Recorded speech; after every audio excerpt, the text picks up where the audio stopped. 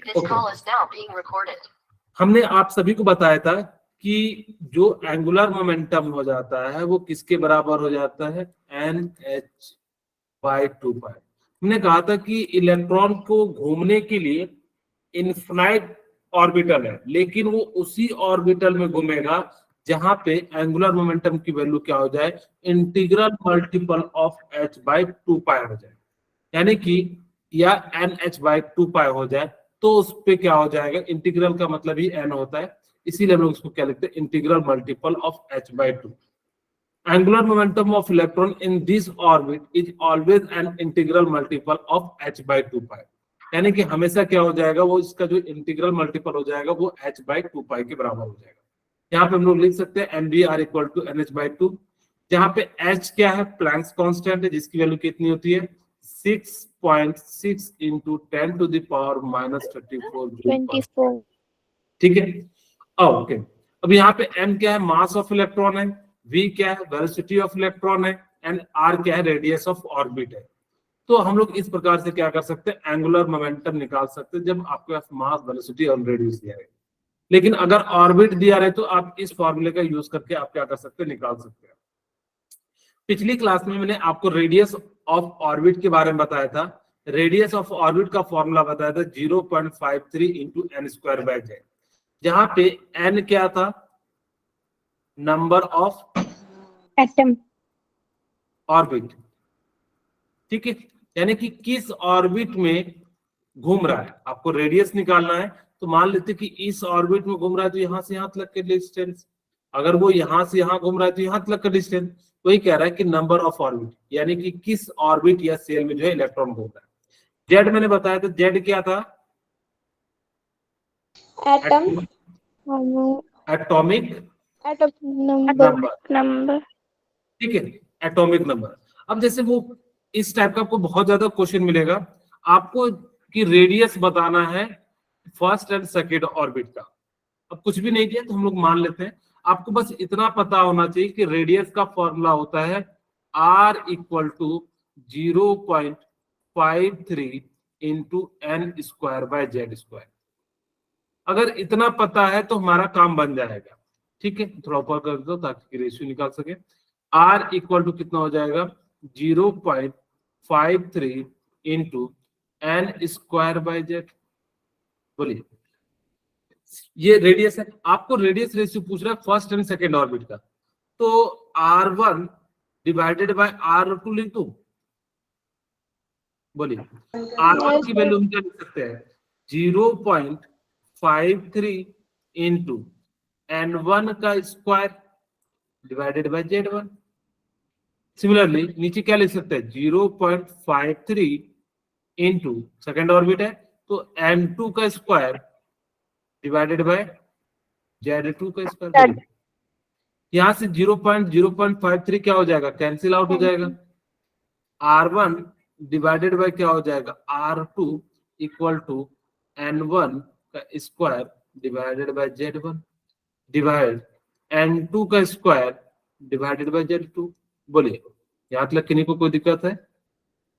तो मैं इसी चीज को कैसा लिख सकता हूँ, r1 divided by r2 equal to n1 का square divided by z1 into, अगर जो करते तो क्या हो जाता है, क्रॉस मल्टीप्लीकेशन हो जाता है, n2 का स्क्वायर। और इसी चीज को मैं ऐसा लिख दूं क्या, n1 बाय n2 का square into z2 divided by z1। ये आपका क्या आ गया, जनरल फॉर्मूला आ गया। बट मैं कहूंगा कि आप इस जनरल फॉर्मूले का यूज मत कीजिएगा, आप सिंपली आप रेडियस के फॉर्मूले को याद रखिएगा और उसकी जगह पे आप उसको पुट कर दीजिएगा ताकि कि आपको एक फॉर्मूला याद ना रखना पड़े। अब कितने फॉर्मूले याद रखोगे, एनर्जी के लिए अलग निकलेगा, वेलोसिटी के लिए अलग निकलेगा, तो सबका नहीं रख सकते। हमें पूरे बोर्स मॉडल में 4 फॉर्मूले याद रखने हैं। अगर मैं कहूँ तो बेसिकली 3 ही याद रखने, 3 से हमारे जो सारे काम बन जाएंगे। ठीक है, पहला हमने ये तो निकालना सीख लिया रेडियस का जो है फॉर्मूला। अब हम आज बात करेंगे वेलोसिटी का कैसे फॉर्मूला निकाला जाता है। अगर याद हो तो angular momentum equal to mvr equal to NH/π होता है, NH/2π। बोलिए, ये था कि नहीं? हमने वहीं से क्या करा कि आपने जो रेडियस निकाला ना n square H square by 4 pi square N Z square, उसको हमने यहाँ पे क्या कर दिया, पुट कर दिया। और जैसे ही पुट किया तो यहां से देखिए NH से NH कैंसिल हो जाएगा, 2 पाई से 2 कैंसिल हो जाएगा, और यहां से 1 पाई से यहाँ कैंसिल हो जाएगा, यानी कि कितना हो जाएगा, 2 हो जाएगा। ठीक है, तो यहाँ पे कितना हो गया, 2। अब यहां से हम इसी चीज को क्या लिख सकते हैं, 2 पाई जेड स्क्वायर बाय NH। अब इसी चीज को हमने यहाँ पे ऐसा लिख देते हैं, वेलोसिटी इक्वल टू कांस्टेंट वाले टर्म को हम एक साइड ले लेते हैं, डिवाइडेड बाय h और इनटू जेड बाय n। तो इसको ये जो वैल्यू है क्या है, कांस्टेंट है। इन सभी को हमने सॉल्व किया, सारी वैल्यू किया, पाई की वैल्यू रखा, और हमने यहाँ पे इलेक्ट्रॉन का जो है चार्ज रखा, और h यानी कि प्लैंक्स कांस्टेंट रखा, तो हमारी जो वैल्यू आई वो कैलकुलेट करके Vn equal to 2.18 into 10 to the power 8 Z by n। Z यहाँ क्या है, एटॉमिक नंबर, नंबर। n क्या है, n क्या मास है, नंबर और atomic number of atomic orbital. ठीक है, या ऑर्बिट, यानी कि किस ऑर्बिट में घूम रहा है। अगर आपको सेंटीमीटर पर सेकंड में निकालना हो तो आप 8 का यूज करेंगे, 10 टू द पावर 8। अगर मीटर में यूज करना है 10 टू द पावर 6 का यूज करेंगे। ये वेलोसिटी इतनी ज्यादा होती है कि अगर आप कंपैरिजन करो तो देखिए 100 टाइम्स बस कम है लाइट ऑफ स्पीड से। इतना तेजी से इलेक्ट्रॉन घूम रहा होता है कि कहने की बात नहीं, बहुत तेजी से ये इलेक्ट्रॉन क्या हो रहे थे, घूम रहे होते। बट बोर्स का जो मॉडल था ना वो सिंगल इलेक्ट्रॉन स्पीसीज के लिए था, मल्टीपल इलेक्ट्रॉन के स्पीसीज के लिए नहीं था। इसीलिए आपको बोर्स में क्या दिखेगा, H प्लस के लिए निकालिए, या लिथियम प्लस प्लस के लिए निकालिए, या बेरिलियम प्लस प्लस के लिए निकालिए। ठीक है, आप इन तीनों का इसी टाइप से, यानी कि जो बोर्स का था, आगे मैं बताऊंगा उसकी लिमिटेशन, कि यहाँ पे जो है सिर्फ और सिर्फ किसके लिए था, यानी कि इस टाइप के स्पीसीज के लिए। अब आपसे क्वेश्चन पूछता है, find the velocity ratio first orbit and second orbit. मैं एक क्वेश्चन करा देता हूं पहले यहाँ पे, एक रेडियस के लिए आपसे। मैं सिंपल आगे वैसे हमारे पास, find the radius of fourth orbit of helium plus atom. अब आपको क्या कहता है कि रेडियस निकालना है फोर्थ ऑर्बिट के लिए।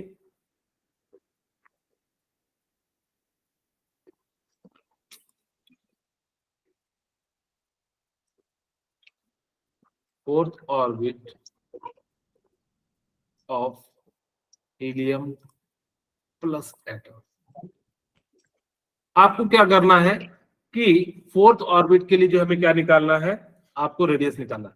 आप सभी को रेडियस का फॉर्मूला पता है, R इक्वल टू क्या हो जाता है, 0.53 into 10 and square upon z. Okay, अब मुझे बताइए कि 0.53 इंटू n की वैल्यू कितनी हो जाएगी किस ऑर्बिट के लिए, 4 का कितना हो जाएगा, स्क्वायर। और z की वैल्यू कितनी हो जाएगी, हीलियम एटम है, हीलियम के लिए कितना होता है, 2। मैं यहां से ऐसा लिख सकता हूँ 0.53 into 8 divided by 2, sorry 16 divided by 2, 16 divided by 2। इसी चीज को मैं क्या लिख सकता हूँ, 0.53 इंटू 8 लिख सकते हैं, यानी कि कितना हो जाएगा 4.2, यानी कि एंगस्ट्रॉम। ये जो वैल्यू होती है ना, किस में होती है, एंगस्ट्रॉम में होती है, यानी कि 10 टू द पावर -10 में होती है। तो इस प्रकार से आप लोग क्या कर सकते हैं कि किसी भी एटम का, बट याद रखना सिंगल इलेक्ट्रॉन स्पीसीज होना चाहिए, एक ही इलेक्ट्रॉन होना चाहिए तभी। फिर हमने कहा कि आपको वेलोसिटी याद रखना 2.18 इंटू 10 टू द पावर 6, यानी कि जेड बाय एन मीटर पर सेकंड के लिए हम लोग क्या करते हैं, यूज करते हैं। सिमिलर टाइप का फिर से आपको क्वेश्चन कह रहा है, find the velocity ratio of first orbit and second orbit. तो हमने यहाँ पे क्या लिखा, वेलोसिटी ऑफ, हमारे पास क्या हो जाएगा फर्स्ट ऑर्बिट तो v1, velocity of second orbit. हमारे पास यहाँ पे वेलोसिटी v1 के लिए जो फॉर्मूला है क्या निकाले थे अभी आपने 2.18 into हाँ 10 to the power 6, अगर जब मीटर में लीजिएगा तो किस में लीजिएगा 10 to the power 6 into z by n। तो z यहाँ पे क्या है हमने मान लिया अलग अलग एटम के लिए है तो अलग अलग है, सेम अगर जो है तो यानी कि सेम ले लेंगे। ओके, नीचे भी क्या ले लेंगे 2.18 into 10 to the power 6 into z2 divided n2। अब ये कट जाएगा तो यहाँ से हम लोग क्या लिख सकते हैं z1 divided by n1 divided by z2 divided by n2। बोलिए, और ये क्या हो जाएगा z1 divided by n1 into n2 divided by z2। Okay, तो यानी कि इस प्रकार से आप चाहो तो इसको सिस्टमेटिक मैनर में लिख सकते हैं z1 divided by z2 into n2 divided by n1। अगर आपको ये फॉर्मूला याद नहीं रखना है, आपको अलग अलग जगह पे दिया रहेगा, आप चिंता मत कीजिएगा, लेकिन मैं कहूंगा कि आप इस फॉर्मूले को याद रखना। वेलोसिटी इक्वल टू कितना हो जाता है 2.18 इंटू 10 टू द पावर 6 और यहाँ पे क्या हो जाएगा z बाय n। ठीक है, आपको इतना से याद रखना। अगर जब वो पूछता है रेशियो तो आप सिंपली वहां पे क्या कर लीजिएगा कैलकुलेट कर लीजिएगा। आपको इस चीज की चिंता नहीं करनी है कि आपको ये फॉर्मूला याद रखना। कितने फॉर्मूले याद रखोगे, हम कम से कम फॉर्मूले को याद रखेंगे ताकि कि हम लोग जो ज्यादा से ज्यादा चीजें रिकॉल रख सके। ओके, अब हम बात करते हैं कैलकुलेशन ऑफ एनर्जी की। कहता है कि जो किसी भी इलेक्ट्रॉन में जो एनर्जी होगी ना वो दो टाइप से होगी, kinetic energy and potential energy. अच्छा, मैं एक क्वेश्चन पूछता हूं, मुझे बताइए कि जैसे जैसे न्यूक्लियस से दूर जाएंगे वेलोसिटी इंक्रीज होगी या डिक्रीज होगी? जैसे जैसे न्यूक्लियस से दूर जाएंगे वेलोसिटी इंक्रीज होगी या डिक्रीज होगी? डिक्रीज। कैसे होगी हम एक क्वेश्चन के माध्यम से समझाएंगे। पहले हम एक बार कैलकुलेशन ऑफ एनर्जी के बारे में समझ लेते हैं। तो जो एनर्जी होती है ना बेसिकली दो टाइप की होती है, काइनेटिक एनर्जी एंड जो क्या होती है पोटेंशियल एनर्जी हो जाती है। ठीक है, यानी क्या हो जाएगा कि आपके पास जो टोटल एनर्जी हो जाती है वो किससे में होती है kinetic energy and plus potential. Kinetic energy का मतलब होता है जो इलेक्ट्रॉन के मूवमेंट के कारण आती है उसको हम लोग क्या कहते हैं काइनेटिक एनर्जी कहते हैं। और आपको पता है वहां पे जो एनर्जी हो जाती है वो किसके बराबर हो जाती है इलेक्ट्रोस्टैटिक फोर्स जो है, यानी कि इलेक्ट्रोस्टैटिक फोर्स किसके बराबर हो जाता है सेंट्रीपिटल फोर्स के बराबर हो जाता है। और आपको पता है कि जो सेंट्रीपिटल फोर्स होता है वो mv²/r हो जाता है, और जो इलेक्ट्रोस्टैटिक फोर्स होता है तो इसको थोड़ा सा चेंज करके ही लिख देते हैं। ये क्या है centripetal force equal to F यानी कि इलेक्ट्रोस्टैटिक फोर्स। और यहाँ पे हमने क्या करा इसको जो है इक्वेट कर दिया, या आप डायरेक्ट भी कर सकते थे kinetic energy equal to half mv², और यहाँ से हम लोग क्या करेंगे v की वैल्यू को रख देंगे, और जैसे ही v की वैल्यू को रखेंगे आपने निकाला 2πz²/nh², और यहाँ से हम कैलकुलेट करते तो कितनी आ जाती kinetic energy 13.6 into z²/n² electron volt हो जाता है। आपको तीन फॉर्मूले अब मैंने बता दिया, आपको बस यही तीन फॉर्मूले याद रखने हैं। ठीक है, कौन कौन से फॉर्मूले याद रखने हैं? पहला रेडियस इक्वल टू क्या फॉर्मूला होगा बताइए? 0.53 into n आपको बस ये तीन फॉर्मूले याद रखने हैं। Radius equal to 0.53 into n²/z, और ये किस में आ जाएगा एंगस्ट्रॉम में। दूसरा आपको मैंने वेलोसिटी का फॉर्मूला बताया 2.18 into 10 raised to power 8 into z/n, और ये क्या हो जाएगा मीटर पर सेकेंड। आपको मैंने काइनेटिक एनर्जी का फॉर्मूला बताया 13.6 into z²/n²। Very good, 13.6 into z/n का होल स्क्वायर, और ये किस में आता है इलेक्ट्रॉन वोल्ट में आता है। Electron volt. ओके, अब देखो इस फॉर्मूले को, इन तीनों फॉर्मूले को याद रखने का थोड़ा सा छोटा सा तरीका मैं बता रहा हूं, शायद आपको याद रह जाए। रेडियस में जैसे जैसे ऑर्बिट बढ़ाइएगा तो रेडियस बढ़ेगा, बढ़ेगा कि नहीं बढ़ेगा? जैसे जैसे Yes, sir. आपने यहां से जैसे जैसे डिस्टेंस बढ़ाएंगे तो रेडियस बढ़ना चाहिए। इसका मतलब एन कहाँ होना चाहिए? ऑर्बिट ऊपर में होना चाहिए, तभी तो रेडियस बढ़ेगा। अगर नीचे कर दोगे तो घट जाएगा जैसे जैसे, इसीलिए एन को ऊपर में रखना है। बाकी सभी जगह जेड बाय एन लिख देना। वेलोसिटी में जेड बाय एन, और जितनी भी एनर्जी वाला टर्म आएगा तो जेड बाय एन का होल स्क्वायर हो जाएगा। इसे ध्यान से सुना, हमने क्या कहा, रेडियस के लिए एन स्क्वायर ऊपर आएगा। क्यों? क्योंकि जैसे जैसे ऑर्बिट बढ़ेगा रेडियस बढ़ेगा, इसलिए एन को ऊपर रखा और वहां पे एन स्क्वायर बाय जेड कर देना। बाकी सभी जगह जेड बाय एन कर देना है, और एनर्जी में जेड बाय एन का स्क्वायर कर देना, यानी कि सिंपल कह दो तो वेलोसिटी के लिए जेड बाय एन होगा।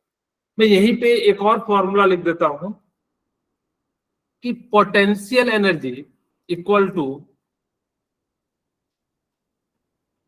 कितना हो जाएगा? -2 टाइम्स ऑफ काइनेटिक एनर्जी हो जाता है। पोटेंशियल एनर्जी की वैल्यू कितनी हो जाती है?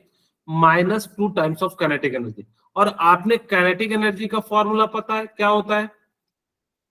13.6 इंटू जेड बाय एन का होल स्क्वायर। और ये किस में आ जाएगा? इलेक्ट्रॉन वोल्ट में। आपको ये भी याद रख सकते हो, पोटेंशियल जो एनर्जी होती है -2 टाइम्स ऑफ काइनेटिक एनर्जी होती है। अगर मैं कहूं टोटल एनर्जी का जो फॉर्मूला है, इसका निकाल भी देते हैं, तो क्या हो जाता है? Kinetic energy plus potential energy.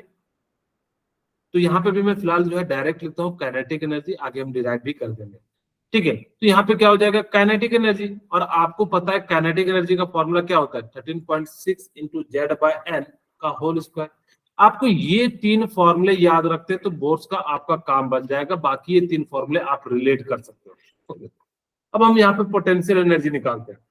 Potential energy क्या हो जाता है कि कितना चार्ज लग रहा है, तो k q1 q2 divided by r। अगर मैं कहूं ये कोई न्यूक्लियस है और यहाँ पे कोई एक इलेक्ट्रॉन जो है घूम रहा है, ठीक है। अब मुझे बताइए कि यहाँ पे न्यूक्लियस पे कितना चार्ज है? Ze चार्ज है अगर मैं मैग्नीट्यूड की बात करूं, और इस पे कितना? माइनस है। और मैंने इसको सॉल्व किया तो कितना हो जाएगा? -Z² हो जाएगा। बोलिए होगा कि नहीं? और इसी चीज को हमने क्या लिख दिया? -kZ²। आपको ये समझ में आ गया होगा क्यों निगेटिव लाया गया। अब एक बच्चा मुझसे पूछता है कि सर आपने एक ही इलेक्ट्रॉन के लिए क्यों लिखा? अब अगर यहाँ पे Z प्रोटॉन है तो यहाँ Z इलेक्ट्रॉन लिखते, यानी कि Z² करते। एक्चुअली हम जब न्यूक्लियस के द्वारा लगाते सिर्फ एक इलेक्ट्रॉन को।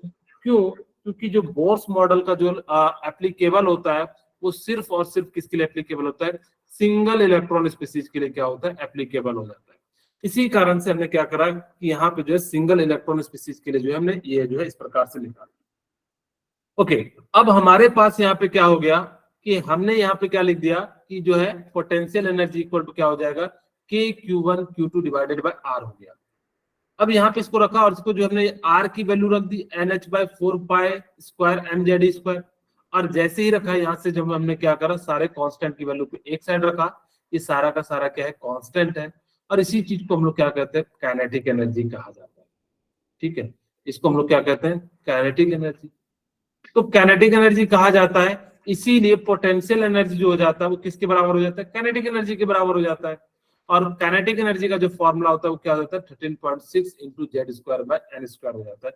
और इस प्रकार से हमने क्या कर दिया, यानी कि पोटेंशियल एनर्जी जो हो जाएगा वो कितने टाइम्स हो जाएगा? -2 टाइम्स ऑफ काइनेटिक एनर्जी हो जाएगा। बोलिए यहाँ तक क्लियर है तो मुझे बताइए। Yes, sir. ओके, अब हमारे पास टोटल एनर्जी मैंने बताया था कि इलेक्ट्रॉन के पास जो एनर्जी होंगी या तो पोटेंशियल एनर्जी होंगी या क्या होंगी? काइनेटिक एनर्जी होंगी। हमने कहा कि भाई potential energy in terms of kinetic energy कितना था? हमने कहा कि जस्ट निकाला -2 टाइम्स ऑफ काइनेटिक एनर्जी। तो हमने यहाँ पे इसके प्रकार से लिख दिया प्लस काइनेटिक एनर्जी। ये माइनस और ये प्लस, यानी कि ओवरऑल क्या बच जाएगा? Minus kinetic energy. अब काइनेटिक एनर्जी का फॉर्मूला आपको पता है 13.6 इंटू Z² बाय n²।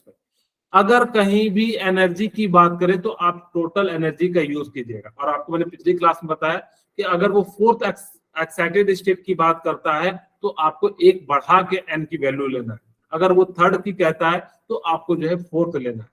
अब मैं सबके फॉर्मूले को एक बार फिर से लिख देता हूं ताकि कि आप लोगों को पता लग सके। आप लोग मुझे बताइए कि रेडियस का जो फॉर्मूला होता है वो क्या हो जाता है? 0.53 0.53 square by Z. 0.53 into N square by Z, और ये किस में आ जाएगा? एंगस्ट्रॉम में आ जाएगा। अब मुझसे पूछा जाए कि वेलोसिटी का फॉर्मूला क्या हो जाएगा? 2.18 into 10 into Z upon very good, 2.18 into 10 to the power 6, और यहाँ पे क्या हो जाएगा? Z by N. बस एक में एन बाय जेड होता है, बाकी सभी जगह जेड बाय एन होता है, और एनर्जी में जेड बाय एन का होल स्क्वायर हो जाता है। ठीक है, ये किस में आ जाएगा? मीटर पर। उसके बाद हमने काइनेटिक एनर्जी का बताया, तो काइनेटिक एनर्जी का कितना हो जाता है? 13.6 जेड बाय एन by का n whole whole square. Square, और ये किस में आ जाता है? Electron volt. Electron volt. Potential energy कितना टाइम्स हो जाता है? -2 times of Minus kinetic 30. Energy. Okay, अगर मैं आपसे पूछूं तो टोटल एनर्जी कितना हो जाएगा? Minus kinetic energy. 30. ओके, अगर आपसे पूछे कि यहाँ पे एन क्या है? Orbit number, Orbit number. या सेल नंबर, ऑर्बिट नंबर, या नंबर ऑफ ऑर्बिट कितना है? और जेड यहाँ पे क्या हो जाएगा? Atomic number. Atomic atomic. अब यहाँ पे 3-4 चीजें जो है आपसे मैं पूछता हूँ।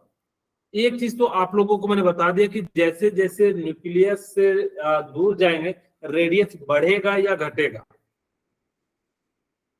डिक्रीज होगा। बढ़ेगा रेडियस में। जैसे जैसे मान लीजिए यहाँ पे अब जितना बड़ा रेडियस होगा उतना बड़ा उसका क्या हो जाएगा? यानी कि रेडियस इंक्रीज होगा। जैसे जैसे न्यूक्लियस से दूर जाते हैं उसका रेडियस क्या होते चले जाएगा? Increase. इंक्रीज हो जाएगा। लेकिन वेलोसिटी क्या हो जाएगी? डिक्रीज हो जाएगी। Decrease. मैंने कहा था तुम्हें बताएंगे। मैं आपसे पूछता हूं कि टोटल एनर्जी जैसे जैसे न्यूक्लियस से दूर जाएंगे तो क्या होगा? बढ़ेगा, घटेगा, सेम रहेगा? ये डिपेंड अपॉन द सिचुएशन।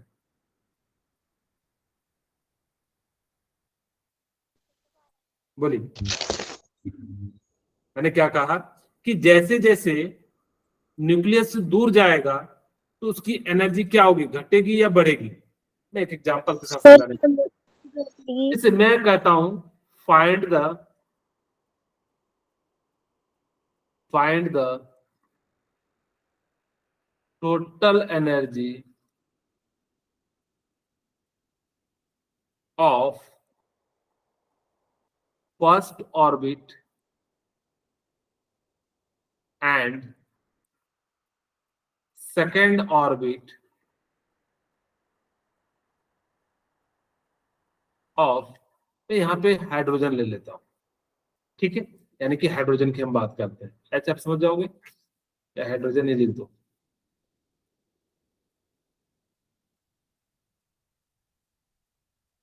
ठीक है, अब यहाँ पे हम लोग क्या करते हैं कि टोटल एनर्जी जो होता है वो किसके बराबर होता है? Minus kinetic energy. Kinetic energy. Kinetic energy का आपको फॉर्मूला पता है? 13.6 इंटू जेड अपॉन एन का whole square. Z upon n. Z by N का होल स्क्वायर। मैंने क्या कहा कि एन स्क्वायर बस खाली रेडियस में लेना, बाकी इसके अंदर वेलोसिटी और एनर्जी वाले टर्म में जेड बाय एन आएगा, वेलोसिटी में सिर्फ जेड बाय एन आएगा, एनर्जी वाले में जेड बाय एन का होल स्क्वायर आ जाएगा। ये इलेक्ट्रॉन वोल्ट हो गया। बोलिए, क्लियर है इतना? अब हमें फर्स्ट ऑर्बिट निकालना है, तो 13.6 इंटू, अब यहाँ पे हाइड्रोजन है तो जेड एटॉमिक नंबर 1 हो जाएगा, एन फर्स्ट ऑर्बिट है तो यानी कि कितना हो जाएगा? 1 का स्क्वायर, और यहाँ से हमारे पास कितना हो जाएगा? 13.6 इलेक्ट्रॉन वोल्ट हो जाएगा। अगर मैं कहूं सेकेंड ऑर्बिट का, ये किसके लिए? फर्स्ट ऑर्बिट के लिए, यानी कि कितना हो जाएगा? ये हो जाएगा।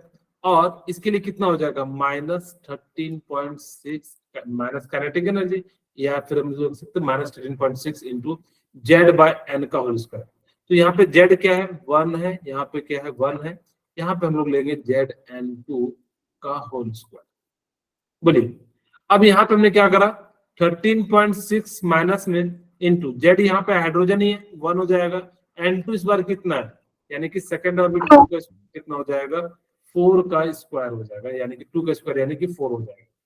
ठीक है, यहाँ पे मैं लिख भी देता हूँ तो कई बच्चे बाद में जो है, ओके। तो यानी किस प्रकार से हमने लिख दिया, तो यहां से हमने सॉल्व किया तो कितना आ जाएगा 3.4। इसका मतलब है देखिए कि फर्स्ट ऑर्बिट की जो एनर्जी है वो कितनी है, -13.6। अगर मैं सेकेंड ऑर्बिट की बात करूं तो इसकी एनर्जी कितनी है, -3.4. 4 इलेक्ट्रॉन वोल्ट। अब मुझे बताइए कौन सी एनर्जी बढ़ी है, फर्स्ट ऑर्बिट की या सेकेंड ऑर्बिट की? Second orbit. सेकेंड ऑर्बिट की बढ़ी है या फर्स्ट ऑर्बिट की? सर फर्स्ट की है, फर्स्ट की 13.6 बड़ा होता है या 3.4? 3.4. ये निगेटिव में, निगेटिव में जितना बड़ा वैल्यू होगा वो उतना छोटा होगा। अब देखिए यहाँ पे कुछ समय बाद जो इनफिनाइट पे जाके 0 हो जाएगा।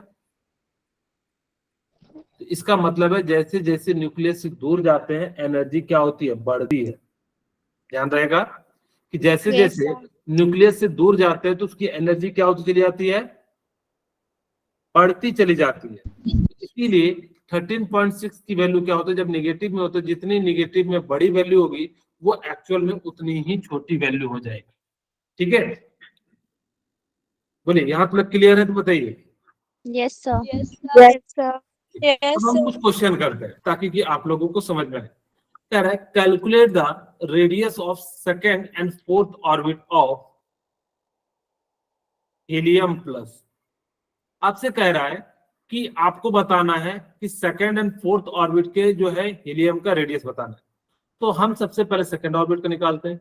रेडियस ऑफ सेकेंड ऑर्बिट का जो फॉर्मूला है क्या हो जाएगा, 0.53 into into n square by z. Z. और यहाँ पे सेकंड के लिए लिख रहे हैं तो यानी कि सेकंड लिख देते हैं, ये भी सेकंड लिख देते हैं। अब मुझे पता है यहाँ पे एन की वैल्यू कितनी है, सेकंड है तो 2 का स्क्वायर। और यहाँ पे किसकी बात कर रहे हैं, हीलियम की, तो जेड कितना है, 2। यहाँ से कितना हो जाएगा, 2 लिख दो, 2 का स्क्वायर 4 डिवाइडेड बाई 2 यानी कि कितना हो जाएगा 6 10, तो यानी कि 1.6 एंगस्ट्रॉम हो जाएगा। अब मुझसे पूछ रहा है फोर्थ ऑर्बिट के लिए, तो फोर्थ ऑर्बिट के लिए भी तो फॉर्मूला सेम ही हो जाएगा, 0.53 इंटू n4 का स्क्वायर डिवाइडेड बाय z4 का स्क्वायर। ठीक है, अब मैं यहां से क्या लिख सकता हूं, 0.53 इंटू एन, एन कितना हो जाएगा, यहाँ पे फोर्थ ऑर्बिट है तो 4 का स्क्वायर कितना हो जाएगा 16। जेड यहाँ पे क्या है 2, यहाँ से मैं कितना लिख सकता हूँ 0.53 इंटू 8। बोलिए क्लियर है। और यहाँ से कर देंगे 8 से 24 8 5 40 2 ये कितना हो जाएगा 4.2 एंगस्ट्रॉम। अब देखिए, अब जैसे जैसे यहाँ पे फर्स्ट सेकंड ऑर्बिट का जो रेडियस है वो 1.06 है, जबकि यहाँ पे फोर्थ ऑर्बिट का कितना है 4.24 एंगस्ट्रॉम है। यानी कि जितना ज्यादा दूर हम जाएंगे उतना ज्यादा आपका रेडियस क्या हो जाएगा, इंक्रीज हो जाएगा। नेक्स्ट क्वेश्चन देखिए, correct calculate the radius ratio of third and fifth orbit of helium plus. आपको रेडियस रेशियो निकालना है थर्ड एंड फिफ्थ ऑर्बिट का, वो भी हीलियम का। कोई दिक्कत नहीं है, रेडियस रेशियो का है तो यानी कि R3 डिवाइडेड बाय R5। अब आप फॉर्मूला मत रखना N1 बाय N2 वाला, हम सिंपली यहाँ पे ड्राइव कर लेते हैं। 0.53 इंटू N3 का square divided by Z. Z तो सेम ही है क्योंकि दोनों सेम ऑर्बिट सेम एटम की बात कर रहे हैं। यहाँ पे भी क्या लिख देते हैं 0.53 इंटू एन क्या हो जाएगा 5 का स्क्वायर बाय जेड। ठीक है, ओके। अगर ये कटता है तो कटा दीजिए, मैं यहाँ से लिख सकता हूँ n3 का स्क्वायर बाय जेड, और इसको ऊपर ले जाएंगे तो क्या हो जाएगा जेड n5 का स्क्वायर, और ये कट जाएगा। और n3 की वैल्यू कितनी है 3 का स्क्वायर डिवाइडेड बाय 5 का स्क्वायर यानी कि कितना हो जाएगा 9/25। बोलिए समझ में आया। Yes sir. इस प्रकार से हम लोगों को क्या करना है, इनका जो है रेडियस रेशियो निकाल लेना है।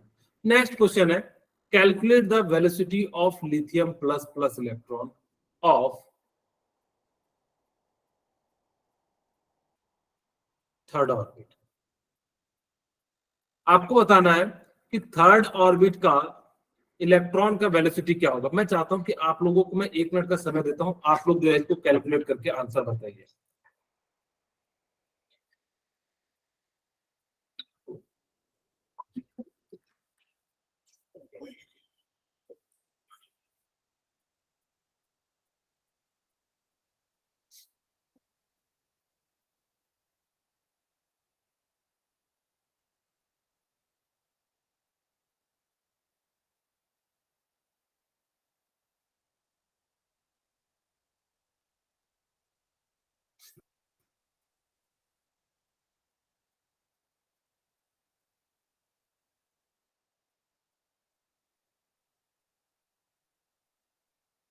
बोलिए कितना है सिर्फ?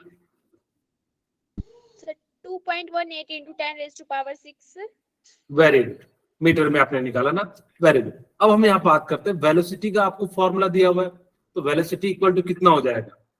आपको पता है 2.18 into 10 to the power 6 into Z by N, और ये किस में आ जाएगा? मीटर पर सेकंड में आ जाएगा।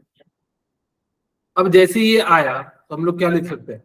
2.18 इंटू 10 टू द पावर 6, और जेड की वैल्यू कितनी आ जाएगी? लिथियम है तो 3, और ये भी किसके लिए कह रहा है? 3 ऑर्बिट के लिए, यानी कि कितना हो जाएगा? मीटर पर सेकंड। और यहाँ से हमने सॉल्व किया, 3 से 3 कैंसिल हो जाएगा, तो कितना आ जाएगा? 2.18 into 10 to the power 6 metre पर सेकंड हो जाएगा। बोलिए क्लियर है यहाँ तक? Yes, Yes, sir. Next question. अब वो कह रहा है calculate the ratio of third and sixth Bohr orbit of helium. आपको यहां पे मैं दे देता हूं, आपको बताना है टोटल एनर्जी रेशियो, या सिंपल कह दो तो वेलोसिटी रेशियो बता दीजिए। Calculate the velocity ratio of third to sixth Bohr orbit for helium plus plus.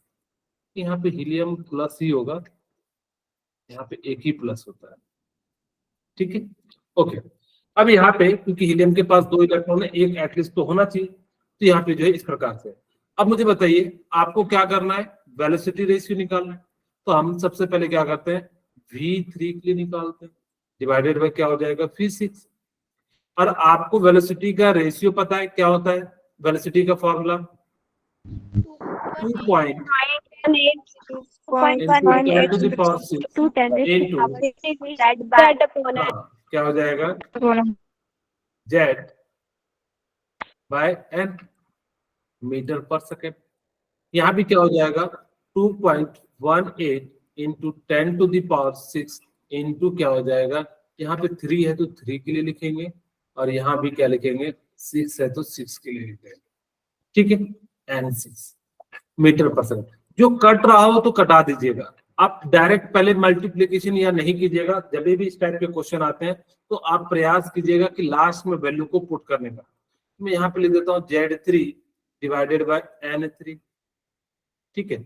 और यहाँ पे देखिए क्योंकि सेम ही ऑर्बिट है, अगर अलग अलग होता third orbit of helium and sixth orbit of lithium तब अलग होता Z1 Z2, लेकिन यहाँ पे तो Z सेम ही है, तो मैं यहाँ पे Z3 यहाँ पे क्या लिख सकता हूँ? हमारा जो है N6 डिवाइडेड बाय Z6, क्योंकि सेम है दोनों ऑर्बिट की, तो मैं कटा दूं, या चाहो तो आप यहाँ पे Z क्या कर सकते हो? सेम ही लिख सकते हो, क्योंकि जब सेमी ऑर्बिट की हम बात कर रहे हैं तो सेम ही होगा ये। तो यहाँ से हमने क्या कर दिया? इसको कटा दिया। अब जैसे ही कटा दिया तो हमारे पास क्या बचा? N6 डिवाइडेड बाय N3, और ये क्या हो जाएगा? V3 डिवाइडेड बाय V6, और यहीं पे हमारा क्या हो जाएगा? N6 की वैल्यू कितनी है? 6, एंड इसकी वैल्यू कितनी है? 3, यानी कि 6:3, यानी कि कितना हो जाएगा? 2:1। बोलिए क्लियर है? Yes, sir. Okay. Yes, sir. अब हमारे पास calculate the angular momentum of electron Be+3 ion in third Bohr orbit. अब देखो इसमें ना 2 तरीके हैं हमारे पास निकालने के। अब अगर आपको एंगुलर मोमेंटम निकालना है तो एंगुलर मोमेंटम का हमारे पास 2 फॉर्मूले होते हैं। एक होता है एंगुलर मोमेंटम इक्वल टू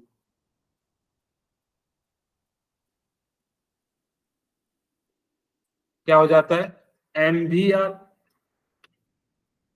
ठीक है, अब यहाँ पे मास ऑफ इलेक्ट्रॉन लिखूं 9.1 into 10 to the power -31 kg into velocity का फॉर्मूला आपको पता है 2.18 into 10 to the power 6 into, और यहाँ पे जेड कितना है, किसकी बात कर रहे हैं, बेरिलियम की, तो जेड 4 हो जाएगा। और किस ऑर्बिट की बात कर रहे हैं, थर्ड ऑर्बिट की बात कर रहे हैं। ठीक है, तो इस प्रकार से हमने लिख दिया। फिर हमारे पास रेडियस का फॉर्मूला पता है 0.53 इंटू आपको क्या है एन स्क्वायर, एन कितना थर्ड यानी कि 9, और यहाँ पे कितना है बेरिलियम, तो इसका कितना हो जाता है 4। एक तो तरीका ये है कि आप इन सभी की वैल्यू को कैलकुलेट कीजिए। अब इसको आपके पास अगर जो समय ज्यादा हो तो आप इस तरीके का यूज कर सकते हैं, बट अगर आपके पास समय कम हो तो आप इसका यूज कीजिएगा एंगुलर मोमेंटम इक्वल टू, एक और फॉर्मूला बताया था आप लोगों को, क्या बताया था, VR upon क्या बताया था, एन एच बाय 2 पाई में। 2 by ठीक है, तो यानी कि एन एच बाई 2, एन यहाँ पे कितना है, किस ऑर्बिट की बात कर रहे हैं, थर्ड यानी कि 3। प्लैंक्स कांस्टेंट की वैल्यू आपको मैंने बताया हुआ 6.6 into 10 to the power -34 joule पर सेकेंड, और 2 यहाँ पे आपको पता है, यहाँ पे 3.1 है, 3.14। तो मैं इसको ना 3 मान लूं तो ये 3 से 3 कैंसिल हो जाएगा अप्रोक्स, और ये कितना हो जाएगा 2 से कट जाएगा तो 3.3, तो अप्रोक्स में इसकी वैल्यू कितनी आ जाएगी 3.3 इंटू 10 टू द पावर -34। ठीक है, यानी कि इस प्रकार से जो है एंगुलर मोमेंटम जो है आपका निकल जाएगा। यहाँ पे आपको ये वाला फॉर्मूला मत लगाइएगा, अगर आप इस वाले फॉर्मूले को लगाते हैं तो आपका समय बहुत ज्यादा लग जाएगा। अगर आपके पास एग्जाम में समय बचता है तब आप इसका यूज कीजिएगा, और अगर जब आपके पास समय यानी कि लिमिटेड टाइम में करना है तो आप, मैं कहूंगा हमेशा इस चीज का यूज कीजिए। हाँ, अगर यहाँ पे मेरे को ऑर्बिट नहीं दिया रहता तब हम लोगों को, अगर जब वेलोसिटी एंड रेडियस दिया रहता तब हम ये निकालते, लेकिन जब हमारे पास ऑर्बिट दिया है और हमारे पास शॉर्टकट रास्ता है तो हम लोग इसी रास्ते का यूज करेंगे। बोलिए, क्लियर है? Yes, sir. yes sir Yes, okay, sir. अब आप लोगों के सामने Yes. Calculate the kinetic energy and potential energy of electron of hydrogen atom in fourth Bohr orbit. मैं आपको 1 मिनट का समय देता हूं, आप सभी इसको जो है कैलकुलेट कीजिएगा।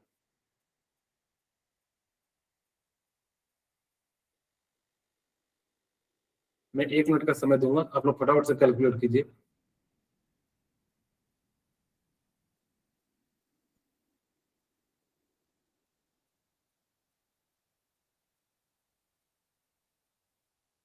जिनका बन जाए एक बार जो है मुझे रेज हैंड करेंगे।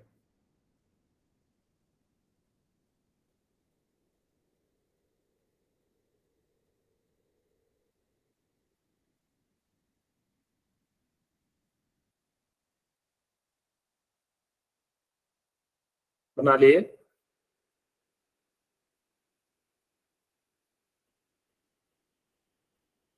चलिए मैं बना देता हूं। आपसे कह रहा है kinetic energy and potential energy निकालना है। सबसे पहले मुझे बताइए कि काइनेटिक एनर्जी का फॉर्मूला क्या होता है? 13.6 Z upon N का Z upon N का whole square. Z by N का whole square whole into square किस में हो जाएगा, इलेक्ट्रॉन वोल्ट में हो जाएगा। electronic volt.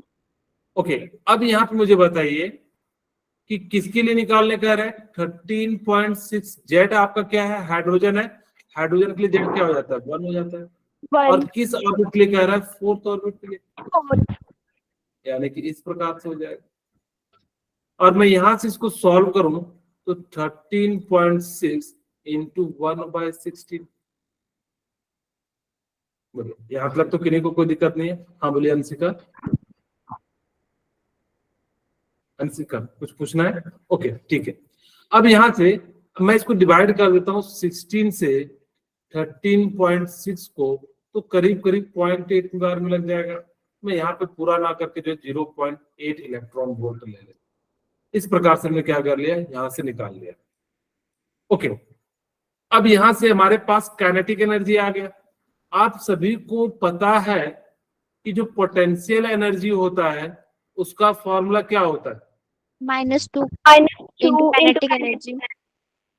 अच्छा, काइनेटिक एनर्जी का फॉर्मूला लगाएंगे या नहीं लगाएंगे? No, sir. No, sir. तो kinetic क्यों energy नहीं हमने निकाल लगाएंगे? ली है. हाँ, वेरी गुड, क्योंकि हमने काइनेटिक एनर्जी लगाया हुआ है। अब कोई बच्चा ऐसा नहीं करना कि 13.6 इंटू जेड बाय एन का होल स्क्वायर और फिर यहाँ पे इसको रखना, डबल मेहनत नहीं करना, क्योंकि हमने यही वैल्यू तो कैलकुलेट किया। इसीलिए अब हम लोग क्या करेंगे, सीधे सीधे काइनेटिक एनर्जी की वैल्यू रख देंगे, जो कि आपने क्या निकाला है, 0.8 इलेक्ट्रॉन वोल्ट निकाला है। और जैसे इसको रखेंगे तो कितना हो जाएगा, -1.6 इलेक्ट्रॉन वोल्ट हो जाएगा। इस प्रकार से हमने क्या करा कि इसका अप्रॉक्स वैल्यू को हमने क्या कर लिया, निकाल लिया। ओके, अब मुझे बताइए, calculate the kinetic energy, potential energy and total energy of electron from beryllium +3 ion in the third Bohr orbit. आपको काइनेटिक एनर्जी भी निकालना है, पोटेंशियल एनर्जी भी निकालना है एंड टोटल एनर्जी भी निकालना है, ठीक है, ऑफ बेरिलियम। मैं एक क्वेश्चन पहले लिख देता हूँ ताकि कि उस याद रहे। फाइंड द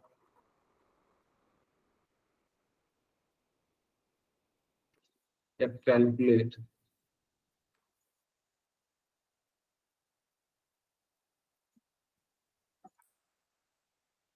डिफरेंस बिटवीन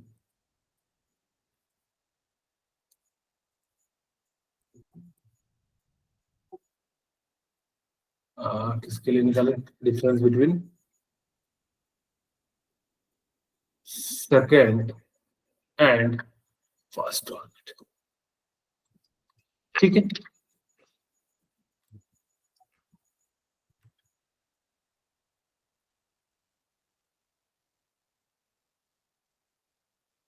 हमें क्या करना है, इसका निकालना। पहले हम लोग इस क्वेश्चन को सॉल्व करते हैं ताकि कि हमारे पास जो है अच्छे से सॉल्व हो जाए। ओके, हमें पता है काइनेटिक एनर्जी का फॉर्मूला पता है। काइनेटिक एनर्जी का फॉर्मूला क्या होता है? 13.6 Z upon 13.6 into Z by M whole square. Very good, क्या हो जाएगा, 13.6 इंटू जेड बाय एन का होल स्क्वायर हो जाएगा। अब जैसे ही हो जाएगा तो 13.6 इंटू, अब आपको बेरिलियम दिया हुआ है तो बेरिलियम का एटॉमिक नंबर कितना होता है, 4। 4 नाइट्रो यानी कि एन किस ऑर्बिट की बात कर रहा है, थर्ड ऑर्बिट का, 3 3 का स्क्वायर हो जाएगा, ठीक है। ओके, अब यहां से हम लोगों ने क्या करा कि 13.6 इंटू 16/9 लिख दें। yes sir ओके, अब यहां से हमने 13.6 को 9 से डिवाइड कर देते हैं। 13.6 को हमने क्या कर दिया, 9 से डिवाइड कर दिया, 9 और यहाँ पे कितना आ जाएगा, पॉइंट, और यहाँ पे 13 में हो गया 4 और 6, यानी कि 9 × 5 = 45। इसका मतलब है 1.5 अप्रोक्स मैंने ले लिया और 16 से डिवाइड इंटू मल्टीप्लाई कर देंगे, ठीक है।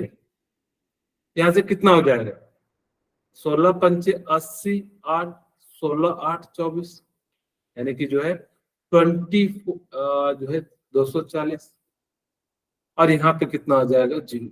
इतना इलेक्ट्रॉन वोल्ट आ जाएगा, क्योंकि एक डिजिट है तो यानी किस प्रकार से हो जाएगा, बोलिए।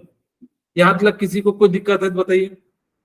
no sir No, sir. Okay, अब आपको ये बात ये ध्यान रखना है कि पोटेंशियल एनर्जी निकालने के लिए आपको कहा गया, तो पोटेंशियल एनर्जी जो होता है वो काइनेटिक एनर्जी का कितना टाइम्स होता है, 2 टाइम्स ऑफ -2। और यहां से हमने क्या करा, -2 इंटू 24, यहां से कितना हो जाएगा, -48 इलेक्ट्रॉन वोल्ट।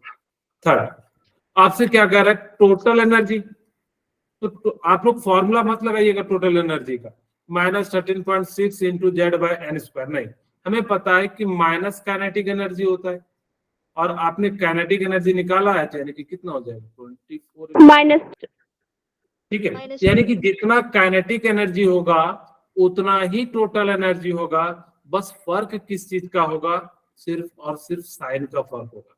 इसका मतलब है काइनेटिक एनर्जी जो होगी वो बराबर हो जाएगी किसके, टोटल एनर्जी के, बस साइन का जो है क्या हो जाएगा, हेर फेर हो जाएगा, ठीक है। बोलिए, हाथ लगा कर किन्हीं को कोई दिक्कत हो तो मुझे बता दीजिए। ओके, चलिए अब यहाँ पे आपको कह रहा है कि डिफरेंस निकालना है। यहाँ पे बेसिकली क्या है कि कोई भी सेकेंड ऑर्बिट से फर्स्ट ऑर्बिट में जा रहा है।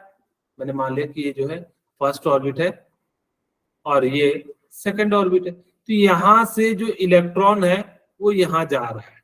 तो मैंने कहा कि चेंज एनर्जी जो होगा वो कितना हो जाएगा, E2 माइनस E1। बोलिए, क्या इतनी सी बात आपको समझ में आ गई? Yes. Yes, sir. ओके, अब यहाँ पे E2 यानी कि यहाँ पे एनर्जी हम बात कर रहे थे, मैंने बताया था calculate the difference, energy difference होगा यहाँ पे, तभी तो हम एनर्जी की बात करेंगे। ठीक है, अब यहाँ पे क्या हो जाएगा, energy difference between second and first orbit. अब आपको पता है कि एनर्जी जो होती है, मैंने कहा था टोटल एनर्जी ले लेना, क्या ले सकते हैं, माइनस 13.6 इंटू क्या हो जाएगा, Z1 Z2 बाय N2 का होल स्क्वायर। तो क्लियर है यहाँ, माइनस Yes, sir. E1 क्या हो जाएगा, minus 13.6 into Z1 bye Z1 sorry Z1 का स्क्वायर and 2 and 1. N1 हो जाएगा। ठीक है, अब यहां से मैं इसको थोड़ा सिंप्लीफाई कर दूं तो क्या ऐसा लिख सकता हूं, 13.6 इंटू Z2 का स्क्वायर बाय N2 का स्क्वायर, माइनस माइनस क्या हो जाएगा, प्लस 13.6 इंटू Z1 का स्क्वायर डिवाइडेड बाय क्या हो जाएगा, N1 का स्क्वायर। अच्छा, ये माइनस वाले को इधर ले चलते हैं, क्या लिख सकता हूं, 13.6 इंटू Z1 का स्क्वायर डिवाइडेड बाय N1 का स्क्वायर माइनस 13.6 इंटू Z2 का स्क्वायर डिवाइडेड बाय N2 का स्क्वायर। बोलिए, क्या मतलब, किसी को कोई दिक्कत? No, No, sir. sir. Okay, अब यहां से हम लोग कॉमन ले लेते हैं, तो 13.6 इंटू क्या हो जाएगा, Z1 का स्क्वायर बाय N1 का स्क्वायर माइनस Z2 का स्क्वायर क्या हो जाएगा, बाय N2 का स्क्वायर। अगर इन केस कहता है कि एटॉमिक नंबर भी सेम है तो हम लोग Z1 को भी क्या कर लेते हैं, बाहर ले लेते हैं। तो यहाँ पे क्या होता है, 1 by N1 minus square by 1 by N2 square. लेकिन हमने जो है दोनों टाइप्स बताया, तो ये जो है आप याद रखना कि चेंज इन एनर्जी के लिए जो है आप फॉर्मूला लगाना। बट मैं कहूंगा कि आप इन फॉर्मूले को याद ना रख के तरीका याद रख लीजिएगा। आपको 3 फॉर्मूले याद रखने हैं और उन्हीं 3 फॉर्मूले का यूज करके हम लोग क्या कर सकते हैं, डिफरेंट डिफरेंट टाइप के जो है निकाल सकते हैं। ठीक है, अब मैं यहाँ पे एक बार लास्ट में जो समरी करके जो सबका फॉर्मूला लिखते हैं, फिर लिमिटेशन की हम बात करेंगे। सारे फॉर्मूले लिखते हैं, आपको मेन फॉर्मूला लिख देता हूँ, बाकी जो रिलेशन वाले हैं आप उनको याद रख लीजिएगा। हमने रेडियस का जो फॉर्मूला बताया था वो क्या बताया था, 0.5 into into and square upon Z. square by Z. Very good, N square by Z angstrom. Next class में जब आएंगे तो आप उसको याद करके आना।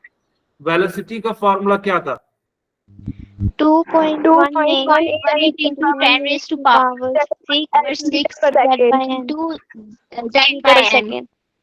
Very good, Meter per 2.18 into 10 to the power 6 into Z by N metre पर सेकंड। आप अगर 10 to the power 6 ले रहे हैं तो आप मीटर पर सेकंड में लीजिएगा, और अगर 10 to the power 8 ले रहे हैं तो सेंटीमीटर पर सेकंड में लीजिएगा। तीसरा, काइनेटिक एनर्जी का जो फॉर्मूला था वो क्या था, 13.6 into Z by N whole square Z by N the whole square. और ये किसी Electron था volt. Electron volt. Potential energy का फॉर्मूला क्या याद रखिएगा, -2 times of kinetic Minus energy, kinetic और energy. काइनेटिक एनर्जी की जगह पे इसका फॉर्मूला ले सकते हैं। फिर आपके पास था टोटल एनर्जी का formula minus kinetic, Negative of इस kinetic प्रकार से हम लोग energy. यूज करते हैं। अब हम बात करते हैं लिमिटेशन ऑफ बोर्स मॉडल की, क्या क्या लिमिटेशन थी।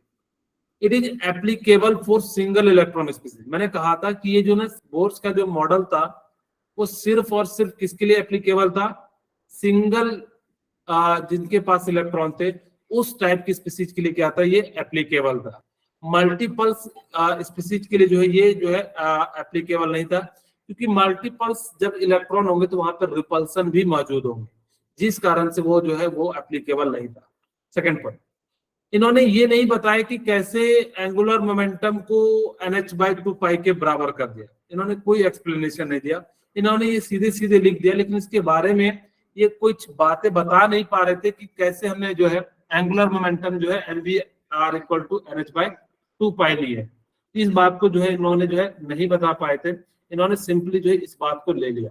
Okay, Bohr's could not explain fine spectral light, उन्होंने ये नहीं बता पाया कि एक्चुअली जब पहले के अनुसार से लोग कहते थे कि जो रेज जो है ना वो बिल्कुल कंटिन्यूअस फॉर्म में जाती है, लेकिन बाद के साइंटिस्ट ने कहा नहीं, ये कंटिन्यूअस फॉर्म में नहीं जाती है, ये किस फॉर्म में जाती है, डिसकंटिन्यूअस फॉर्म में जाती है, और वो भी किस फॉर्म में जाती है, लाइन लाइन के फॉर्म में जाती है। आगे हम बताएंगे कि हाइड्रोजन स्पेक्ट्रम कैसे उसकी जो लाइन को हम लोग निकालते हैं।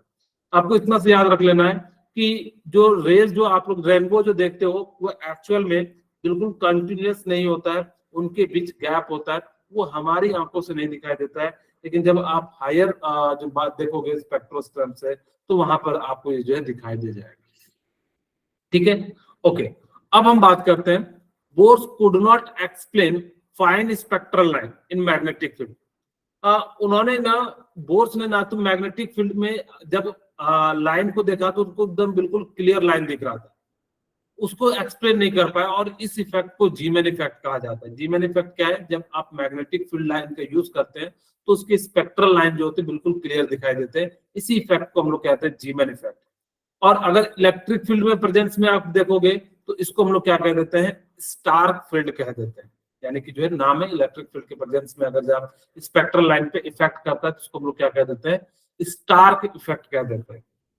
This model is non-consistent with de Broglie hypothesis and Heisenberg uncertainty, यानी कि बोर्स का जो मॉडल था, उन्होंने जो डी ब्रोगली हाइपोथेसिस था उसके अनुसार से उस पर कोई बात नहीं कही थी, उसके अनुसार से उन्होंने कुछ भी बातें नहीं कही थी, ना ही हाइजेनबर्ग की अनसर्टेनिटी प्रिंसिपल के बारे में जो है इन्होंने कोई बातें कही थी। तो ये इनकी लिमिटेशन थी। तो ये सारी बातें जो हम लोगों को क्या करना था, यानी कि पढ़ना था। बोर्स मॉडल का बहुत ही इंपॉर्टेंट है, आप इनको बार बार रिवाइज करना। ठीक है।